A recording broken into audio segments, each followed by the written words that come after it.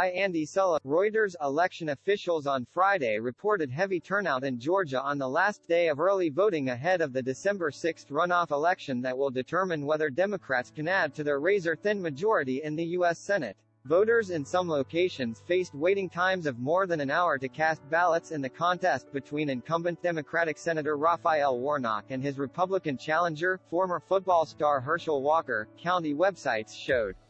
It is the second time in 2 years that a Senate race has gone to a runoff in Georgia, a battleground state, because neither candidate secured a majority of the vote. A victory by Warnock would give Democrats a 51-seat majority in the 100-seat Senate, which would make it slightly easier for them to advance Democratic President Joe Biden's nominees for judicial and administrative posts.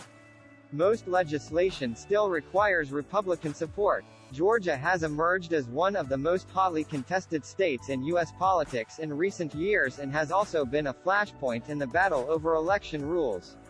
Last year, the Republican-controlled legislature shortened runoff elections from 9 weeks to 4 weeks, as part of a sweeping overhaul of election laws that Democrats said would make voting more difficult.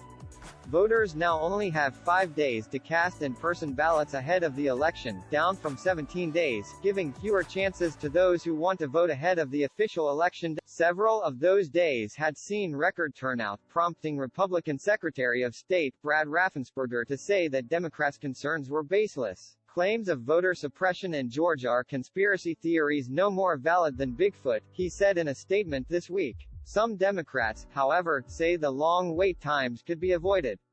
This reflects not just voter enthusiasm, but also severely limited options, Democratic State Senator Michelle O said on Twitter.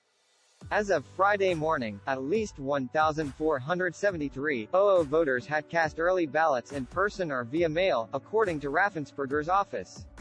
That is equal to 37% of the total votes cast in the November 8 midterm election.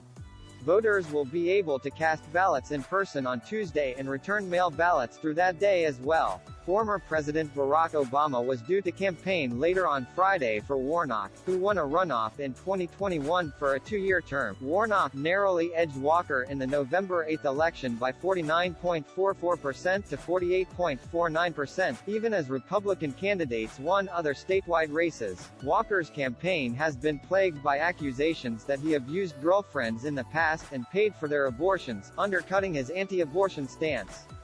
Recently, he has faced allegations that he maintains his primary residence in Texas, not Georgia. Walker has denied the charges. Reporting by Andy Sullivan, editing by Colleen Jenkins and Daniel Wallace.